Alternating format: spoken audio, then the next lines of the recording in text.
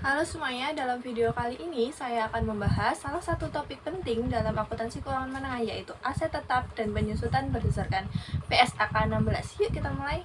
Kenapa kita harus belajar aset tetap? Sebelum kita membahas definisi aset tetap, penting untuk tahu kenapa topik ini penting. Aset tetap seperti gedung, kendaraan, mesin memiliki nilai besar dalam perusahaan. Nilainya mempengaruhi laporan keuangan dan perlu disusutkan secara sistematis. Oleh karena itu, PSAK 16 hadir untuk memberikan pedoman pencatatannya. Apa itu aset tetap? Aset tetap merupakan salah satu jenis aset berwujud yang dimiliki perusahaan dan digunakan dalam kegiatan operasional jangka panjang. Biasanya lebih dari 1 tahun. Aset ini tidak dimaksudkan untuk dijual dalam kegiatan usaha sehari-hari, melainkan untuk mendukung proses produksi atau penyediaan jasa. Contohnya seperti tanah, bangunan, mesin, kendaraan, dan perabotan kantor. Materi selanjutnya, bagaimana aset tetap diperoleh? Aset tetap bisa diperoleh lewat berbagai cara. Misalnya, dibeli langsung, ditukar dengan aset lain, disewa dalam jangka panjang, dibangun sendiri, atau bahkan diperoleh dari hibah pemerintah. Kalau perusahaan menyewa alat produksi untuk waktu lama, misalnya 5 tahun, biasanya itu dicatat sebagai aset tetap juga. Itu diatur dalam PSAK 73 tentang sewa. Atau misalnya, pemerintah memberikan kendaraan dinas ke lembaga atau instansi. Itu juga termasuk aset tetap dari hibah. Setiap cara perolehan ini punya aturan pencatatannya sendiri dalam PSAK yang relevan.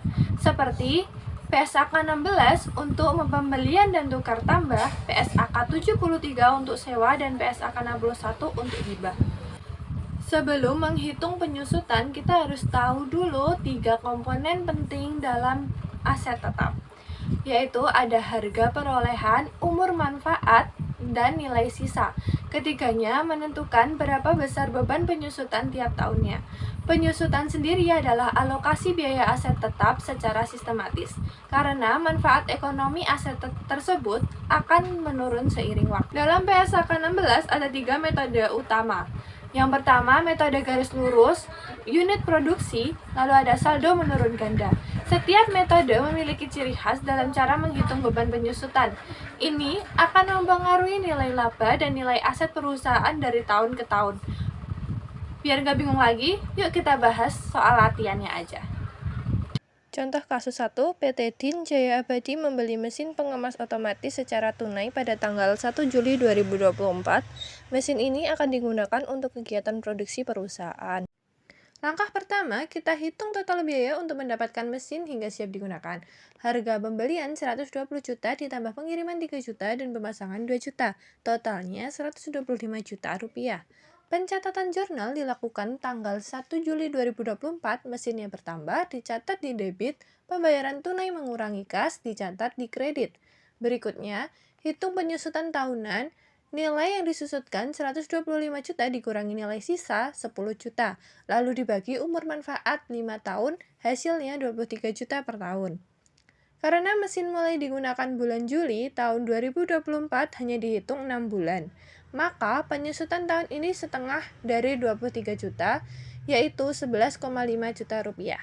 Pada akhir tahun, catat beban penyusutan sebesar 11,5 juta dan ditambahkan ke akumulasi penyusutan. Ini masuk sebagai jurnal penyesuaian di 31 Desember. Tabel penyusutan 5 tahun.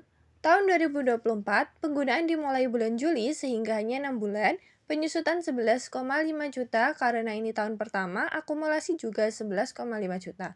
Nilai buku 125 juta dikurangi 11,5 juta, sama dengan 113,5 juta. Tahun 2025, penyusutan penuh 23 juta, akumulasi menjadi 34,5 juta, nilai buku 90,5 juta. Tahun 2026 hingga tahun 2028, menggunakan penyusutan penuh yakni 23 juta.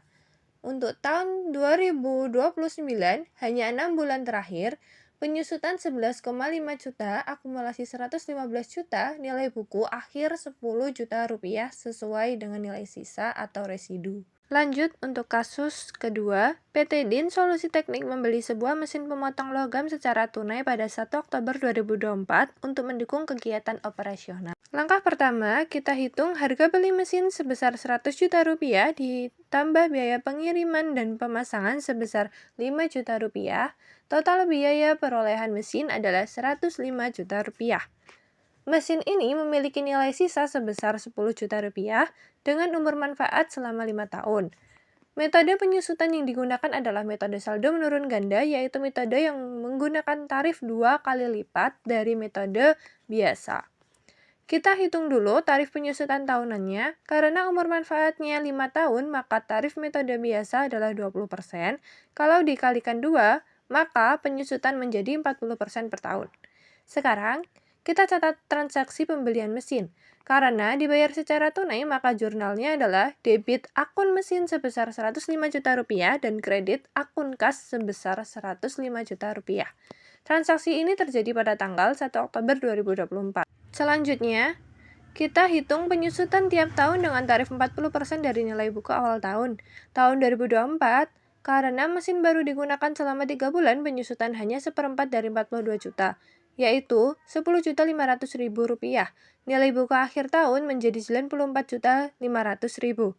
Tahun 2025, tarif 40% dari 94.500.000 menghasilkan penyusutan 37.800.000. Nilai buku turun 56.700.000. Lanjut, tahun 2026 penyusutan 22.680.000, nilai buku menjadi 34.020.000. Tahun 2027 penyusutan 13.608.000, nilai buku tinggal 20.412.000. Tahun 2028 penyusutan 8.164.800, nilai buku tersisa 12.247.200. Tahun terakhir, 2029, hanya bisa menyusut 2.247.200 agar nilai pas 10 juta rupiah sesuai dengan nilai sisa. Di akhir tahun, kita buat jurnal beban penyusutan di sisi debit, akumulasi penyusutan di sisi kredit. Kesimpulannya, beban penyusutan paling besar terjadi di awal, lalu makin mengecil. Perhitungan berdasarkan nilai buku awal tahun dan di akhir masa manfaat, penyusutan disesuaikan agar nilai akhir tidak melebihi nilai sisa. Kali ini kita bahas penyusutan mesin berdasarkan jumlah unit yang dihasilkan. Kita pakai contoh dari PT DIN Inovasi Mandiri. Pertama, kita hitung total biaya mesin sampai siap dipakai. Jumlahnya 96 juta rupiah.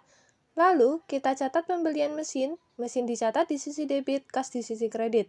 Selanjutnya, kita hitung biaya penyusutan per unit. Caranya kurangi harga mesin dengan nilai sisa, lalu bagi total kapasitas produksi.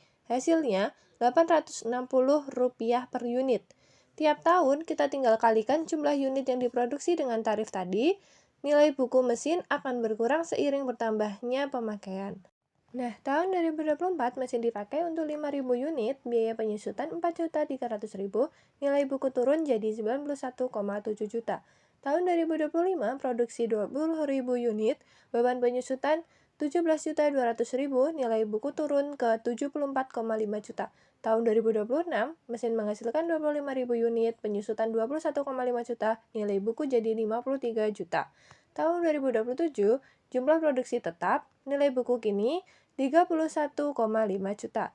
Tahun 2028, produksi turun jadi 15.000 unit, beban penyusutan 12.900.000, nilai buku jadi 18,6 juta.